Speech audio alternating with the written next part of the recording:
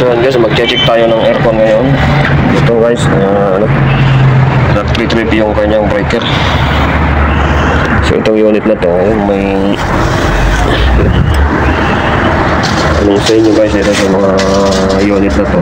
Dahil pader itong kabila.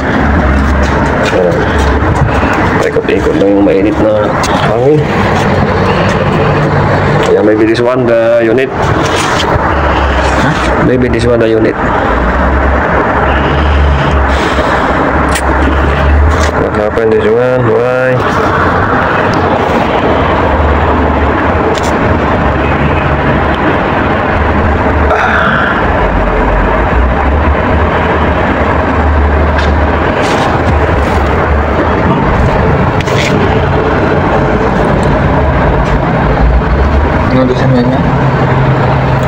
This one. I will check there. Yeah, very good. Maybe the other side, how about?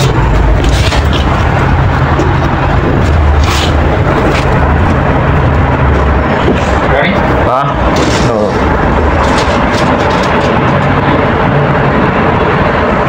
So, antayin natin guys na umandar dahil medyo matagal. Bagong-bago pa yung mga unit oh. Sira na agad. Pero ang distansya ano lang oh, 5 inches lang, 4.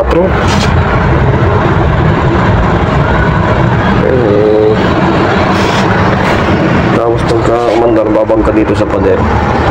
Wala na, init na.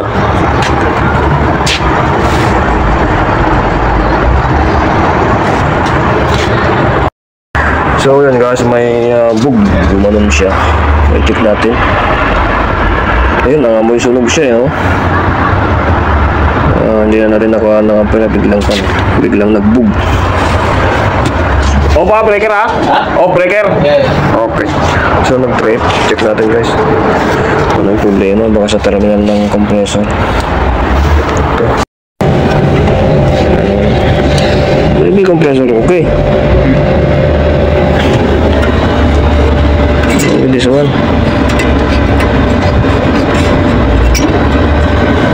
But what before I smell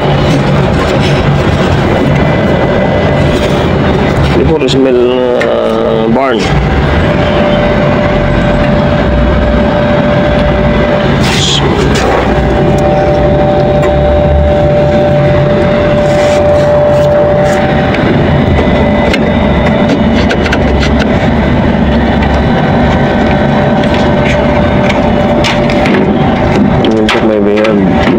Burning here,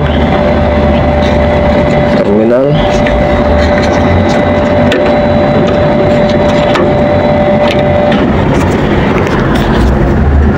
I will disconnect this one. Only check yan. I will disconnect this one.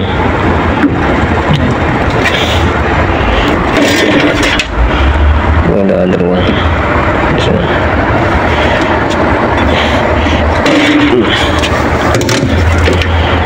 Alas.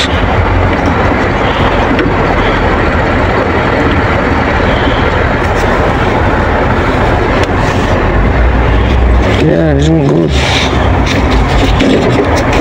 Terminal good.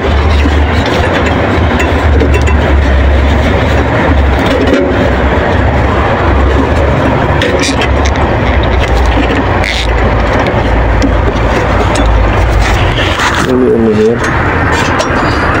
Side. May small burning. So open kasi. Maybe inside the motor. Maybe inside PC board. PC board right there. Okay. So yun guys, i-check natin ulit kung ano yung nangyari dahil hindi man lang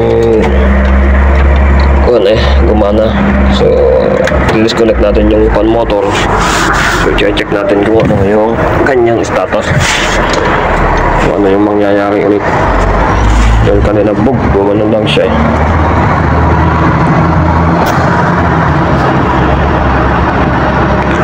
So paano rin natin ulit para check natin yung compressor na hindi kasama yung pan motor niya. para malaman natin kung saan yung bug, gumanon na yung nangamoy sunog batay na dito eh. Chinek natin yung kanyang terminal ng compressor, maganda naman guys, okay naman yung kanyang compressor. Ayan siya, malamig na. Close na yung basic. So ang problema guys ay yung kanyang fan motor. Ayan. So na-press na natin yung kanyang problema. Yung fan motor lang ang problema niya. So gagawin natin guys, ipapalitan natin yung fan motor. Maghahanap tayo ng kapalit, kamats niyan. Okay, so nalaman na natin na yung kanyang fan motor, cooling fan motor ang problema. Okay, so assemble na natin.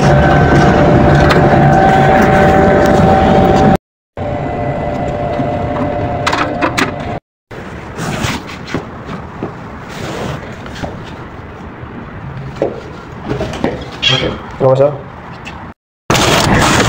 So ito yung luma yan na motor. Tignan natin yung nut. Okay.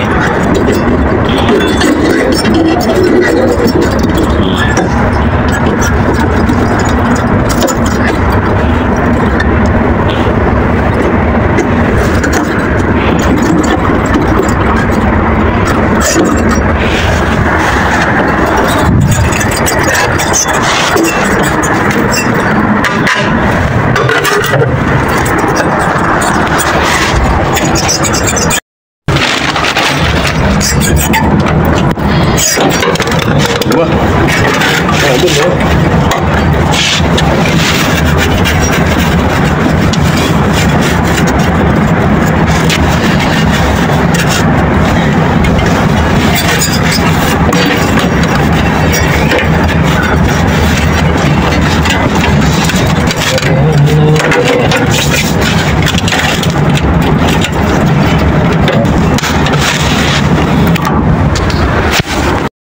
Ito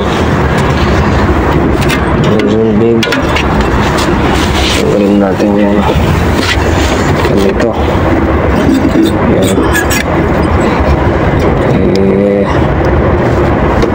Palitan natin yung terminal clip.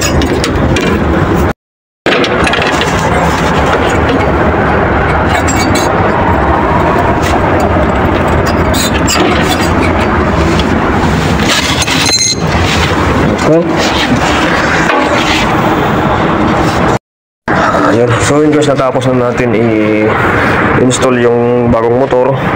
Ito yung luma. So pinapatestingan natin, open natin doon sa loob. Check natin yung under. At habang tinetesting paanda rin doon, ilagay na natin yung mga screw. So ito nga pala guys yung kanyang model, yung kanyang nameplate. Ayan. Dahil yung motor na kinabit natin, ang kanyang terminal wire ay 5, ito ay 3. Yung motor na yun ay nakaseparate na ang kapasitor at saka sa kanyang power supply na AC. Ayan. So check natin kung gagana na siya. Ayan, so guys, gumana na siya. Ayan. Okay, malamig na siya. So check natin kung gumana na talaga. Okay na siyang explain. Wait, one check wala natin.